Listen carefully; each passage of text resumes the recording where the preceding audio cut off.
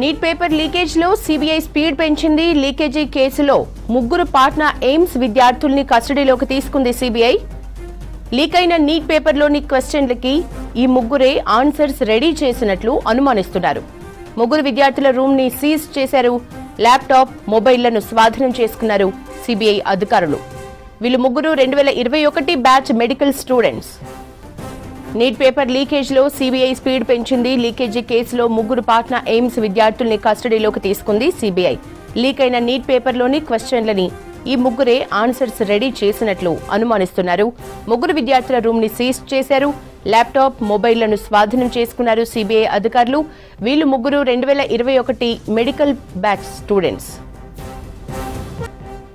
Neat paper leakage లో CBI speed పెంచింది. Leakage కేసులో ముగ్గురు పాట్నా ఎయిమ్స్ విద్యార్థుల్ని కస్టడీలోకి తీసుకుంది సిబిఐ.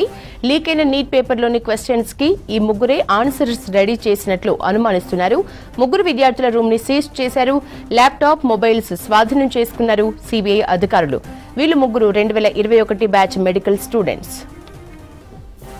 డీటెయిల్స్ మదార్ అందిస్తారు. మదార్, నీట్ లీక్ లో తాజా అప్డేట్స్ ఏంటి? సిబిఐ స్పీడ్ పెంచింది. నీట్కి సంబంధించిన లీకేజ్ వ్యవహారం పైన గతంలో కొంతమందిని అదుపులోకి తీసుకుంది. ఇప్పుడు తాజాగా ఈరోజు మరొక ముగ్గురు విద్యార్థులు ఎయిమ్స్కి సంబంధించి పాట్నా ఎయిమ్స్ విద్యార్థుల్ని అదుపులోకి తీసుకున్నారు. దానికంటే ముందు ఆ ముగ్గురిని కూడా వారు ఉంటున్నటువంటి హాస్టల్ రూమ్లో వారిని క్వశ్చన్ చేశారు. ఆ తర్వాత ఆ రూమ్స్ని సీజ్ చేయడంతో పాటు వారికి సంబంధించిన మొబైల్ ఫోన్స్, అలాగే కంప్యూటర్స్, ల్యాప్టాప్స్ లాంటి పరికరాలన్నింటినీ కూడా సీజ్ చేసినట్టుగా సిబిఐకి సంబంధించిన అధికారులు చెప్తా ఉన్నారు. ఈ ముగ్గురే పేపర్ లీక్ సంబంధించి ఎవరైతే పంకజ్ మాస్టర్ మైండ్ ఉన్నాడో, పేపర్ లీక్ లో మాస్టర్ మైండ్ గా ఎవరైతే చెప్పబడుతున్నారో ఆ వ్యక్తితోటి ఈ ముగ్గురు టచ్ లో ఉన్నారు. వాటికి సంబంధించినటువంటి క్వశ్చన్స్ ఏవైతే ఉన్నాయో వాటికి ఆన్సర్లన్నీ కూడా ఈ ముగ్గురు విద్యార్థులే అందజేశారు. ఈ ముగ్గురు ఎవరైతే సాల్వర్స్ గా ఉన్నారో వారికి ఈ ముగ్గురు హెల్ప్ చేశారు అనేది ప్రధానంగా వస్తున్నటువంటి ఆరోపణ.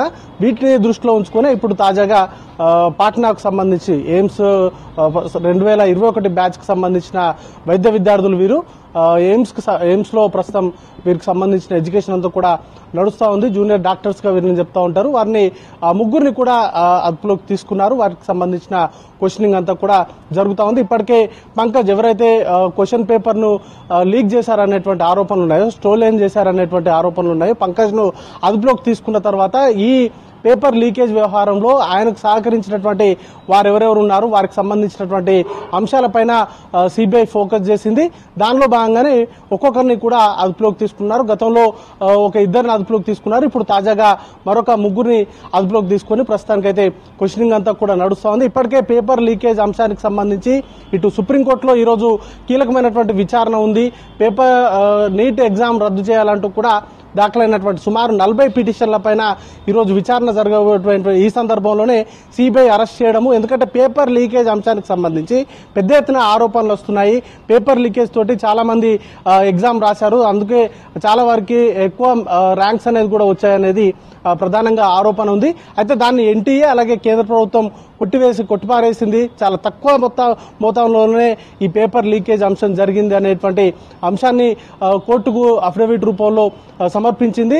ఎగ్జామ్ కనుక రీ ఎగ్జామ్ కనుక పెట్టినట్లయితే చాలా మంది విద్యార్థులు ఇబ్బందులు పడేటువంటి అవకాశం ఉంది. దాంట్లో చాలా మంది కూడా ఆర్థికంగా దాన్ని బేర్ చేయలేనటువంటి పరిస్థితి, ట్రావెల్ ఎక్స్పెన్సెస్ కూడా పెట్టుకోలేనటువంటి స్థాయిలో చాలా మంది విద్యార్థులు ఉన్నారు. కాబట్టి రీ ఎగ్జామినేషన్ అవసరం లేదు అనేటువంటి అంశాన్ని కోర్టుకు తెలిపారు. అయితే మరి కాసేపట్లోనే కోర్టు ఈ కేసుకు సంబంధించి ఈ పిటిషన్ల పైన విచారణ అనేది కూడా జరపబోతుంది. కాబట్టి కోర్టు ఎలాంటి తీర్పునిస్తుంది అనేది కూడా చూడాల్సి ఉంటుంది. గతంలో కూడా ఈ నీట్ రద్దుకు సంబంధించి పలు పిటిషన్లు దాఖలైనటువంటి సందర్భంలో కూడా కౌన్సిలింగ్ రద్దు చేయాలన్నటువంటి అంశం పైన కోర్టు ఎలాంటి స్టే అనేది కూడా విధించలేదు. అయితే కేంద్ర ప్రభుత్వమే ఎన్టీఏ ఒక నిర్ణయం అయితే తీసుకుంది. కౌన్సిలింగ్ సంబంధించి వాయిదా వేస్తూ నిర్ణయం తీసుకుంది. ఇప్పుడు కౌన్సిలింగ్ యథాతథంగా నిర్వహిస్తారా లేకపోతే నీట్ రీ ఎగ్జామ్ నిర్వహిస్తారా అనే దానిపైన సుప్రీంకోర్టు కీలక మార్గదర్శకాలు అయితే ఈ రోజు వచ్చేటువంటి అవకాశం ఉంది. ఇక మరొక వైపు ఇటు సుప్రీంకోర్టులో పిటిషన్లతో పాటు ఇటు సిబిఐ కూడా వారికి సంబంధించిన యాక్షన్స్ అనేది కూడా